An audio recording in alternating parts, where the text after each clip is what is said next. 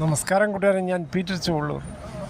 5/6/2026 വെള്ളിയാഴ്ച വൈകിട്ട് റബ്ബർ വിലയും സ്വർണ്ണവില ഇന്ന് 35 രൂപയാണ് ഒരു ഗ്രാമിൻ്റെ മുകളിൽ കുറഞ്ഞത്.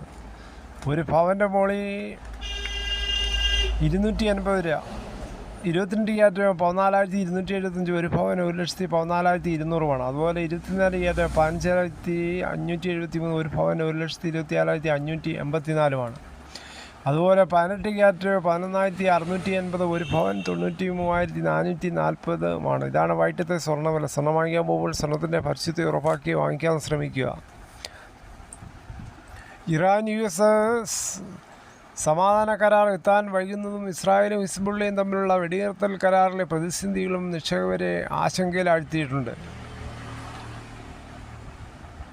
സ്വർണ്ണവില വീണ്ടും കുറഞ്ഞപ്പോൾ ഇറാൻ യുദ്ധം തീർക്കാൻ ട്രംപ് നേരിട്ടിറങ്ങും. ജയിച്ചാൽ സ്വർണത്തിന് വമ്പൻ വിലക്കുതിപ്പാണ് പ്രതീക്ഷിക്കുന്നത്. എന്തായാലും ലോകസമാധാനം നടക്കട്ടെ, യുദ്ധങ്ങൾ പെട്ടെന്ന് അവസാനിക്കട്ടെ. റബ്ബർ വില നോക്കുമ്പോൾ റബ്ബർ വില കുതിപ്പ് തുടരുന്നു. കോട്ടയം വില നോക്കുമ്പോൾ RSS സ്പോക്കിൽ 264, RSS സ്പോക്കിൽ 261, ISN 20 210, latex 60% DRC 168. Kochi വില നോക്കുമ്പോൾ RSS kilo 264, RSS kilo 261. Agartala വില നോക്കുമ്പോൾ RSS കിലോ 256, RSS കിലോ 253.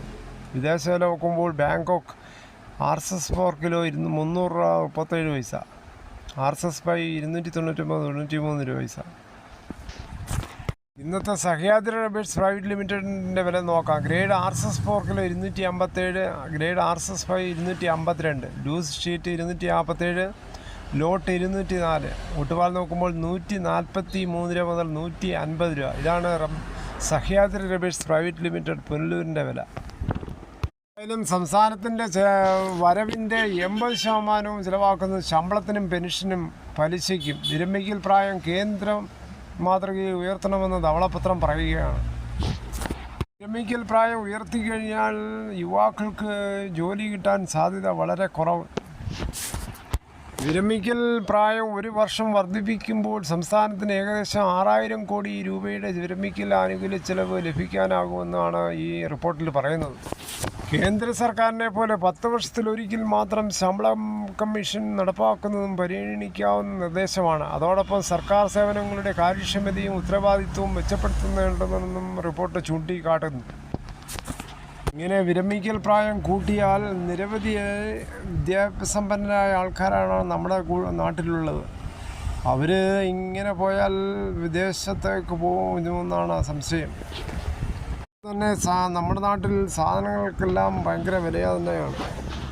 കാരണവശാലും വിരമിക്കൽ പ്രായം കൂട്ടരുത്. ചെയ്യുന്നത് വിദ്യാസമ്പന്നരായ ചെറുപ്പക്കാരെ കൊണ്ടിട്ട് കാണുന്ന ഒരു അനീതി തന്നെയാണ്. ഇതോടുകൂടി ഈ വീഡിയോയുടെ പൂർണ്ണമാകുന്നു.